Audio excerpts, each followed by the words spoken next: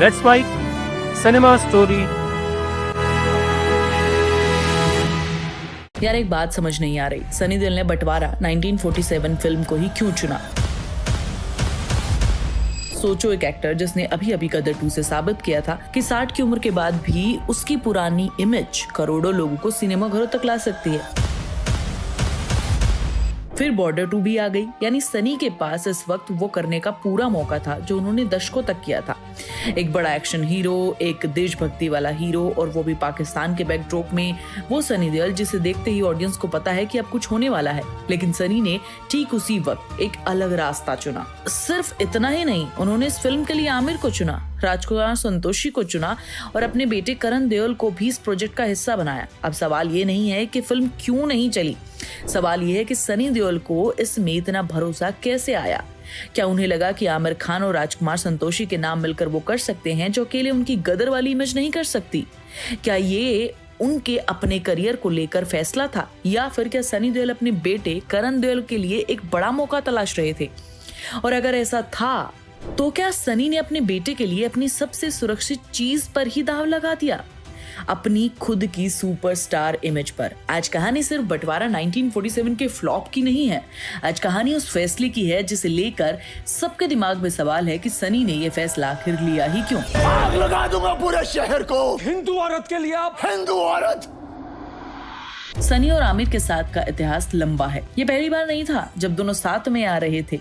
1990 में दिल और घायल, 1996 में राजा हिंदुस्तानी और घातक, और 2001 में वो क्लैश जिसे आज भी बॉलीवुड के सबसे बड़े क्लैशेस में गिना जाता है, लगान और गदर। दोनों की अपनी ऑडियंस थी, दोनों का अपना स्टारडम था, दोनों की इमेज थी, और शायद इसीलिए सनी और आमिर की राइवलरी में कभी वो दुश्मनी वाली बात नहीं थी। ये ज्यादा से ज्यादा एक हेल्दी कंपटीशन था। दोनों अपनी अपनी जगह के सुपरस्टार थे। लेकिन पहली बार 2026 में कहानी बदल गई। अब दोनों एक दूसरे के सामने नहीं, एक तरफ ही थे। Aamir Khan producer, Sunny Deol actor, Rajkumar Santoshi director, और ऊपर से करण देओल का कास्ट का हिस्सा होना। कागज पर देखो तो ये कोई छोटा मोटा कॉम्बिनेशन नहीं लगता। सनी और संतोषी की जोड़ी पहले ही घायल, दामिनी और घातक जैसी फिल्में दे चुकी है। सनी को उन पर बहुत भरोसा होगा। आमिर खान का नाम अपने आप में भरोसे का नाम है, और सनी उस वक्त अपने करियर के फेज में थे जहां उनकी पॉपुलैरिटी फिर से आसमान पर थी। तो ये सिर्फ गलत फिल्म चुनाव कैसे हो सकती है? शायद यही हमें सनी के फैसले को समझना पड़ेगा, क्योंकि अगर सिर्फ बॉक्स ऑफिस देखकर फैसला करेंगे तो लगेगा कि सनी ने अपनी इमेज नहीं समझी। लेकिन उस वक्त जब ये फिल्म बन रही थी, सनी को शायद ये एक गैम्बल, बिल्कुल गैम्बल जैसा तो नहीं लग रहा होगा। उनके सामने 3 चीजें थी, एक तरफ उनकी अपनी सुपरस्टार इमेज, दूसरी तरफ राजकुमार संतोषी के साथ पुराना भरोसा, और तीसरी तरफ आमिर खान का बैकिंग, और फिर था करण। यार, करण देओल का नाम सुनते ही बहुत इंपॉर्टेंट हो जाता है, क्योंकि एक पिता के तौर पर सनी शायद अपनी अगली हिट नहीं देख रहे थे। वो अपने बेटे के करियर के लिए कुछ बड़ा करना चाहते थे।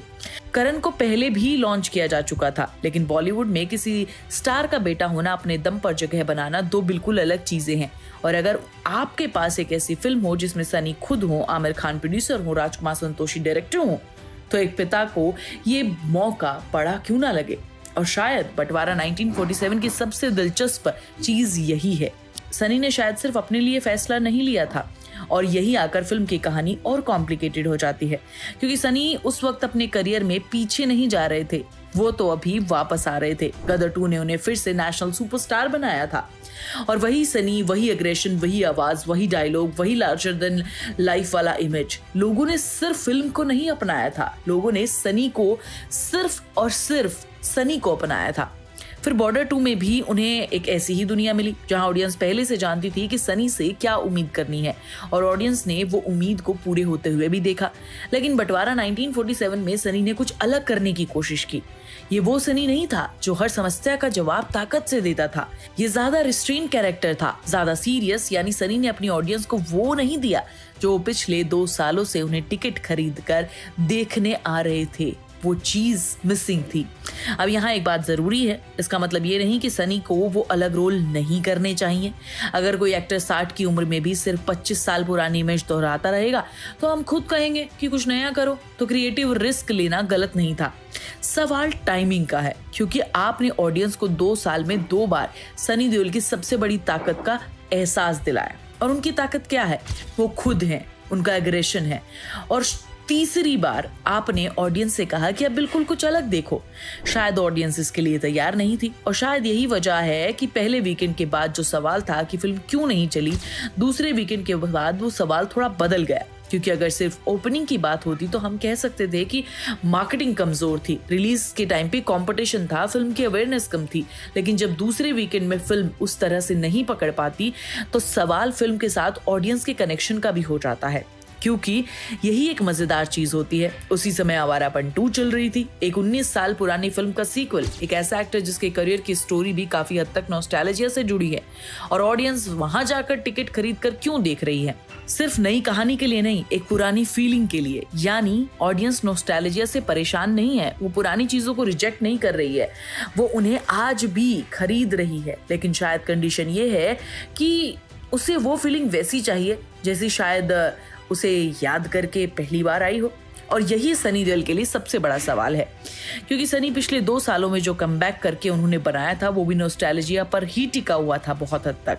ऑडियंस ने तारा सिंह को याद किया, फिर सनी के पेट्रियोटिक इमेज को याद किया और फिर आवाज को याद किया, उनके पुराने डायलॉग्स और उनके पुराने अंदाज को याद किया। लेकिन बंटवारा 1947 में सनी ने ऑडियंस को यादों से बाहर निकालने की कोशिश की और शायद ऑडियंस ने कहा नहीं, हमें उसी सनी के साथ रहना है जिसे हमने वापस बुलाया था। अब सोचो, अगर सनी ने ये फिल्म सिर्फ अपने लिए की होती तो शायद सवाल आसान होता। उन्होंने रिस्क लिया, रिस्क नहीं चला, आगे बढ़ गए। लेकिन अगर इसमें करण का फ्यूचर भी जुड़ा था तो कहानी थोड़ी बदल जाती है, क्योंकि तब सनी एक एक्टर नहीं रहे, वो एक पिता की तरह भी फैसला कर रहे थे। और शायद आमिर खान और राजकुमार संतोषी के साथ इस डिसीजन को और भरोसेमंद बना रहा था, क्योंकि सनी अकेले कोई रैंडम एक्सपेरिमेंट नहीं कर रहे थे। उनके साथ वो डायरेक्टर थे जिसने उनके करियर की सबसे बड़ी फिल्मों में से उनका साथ दिया। उनके साथ वो सुपरस्टार था जो खुद फिल्म मेकिंग और कंटेंट को लेकर बेहद सोच समझकर फैसले लेने के लिए जाना जाता है।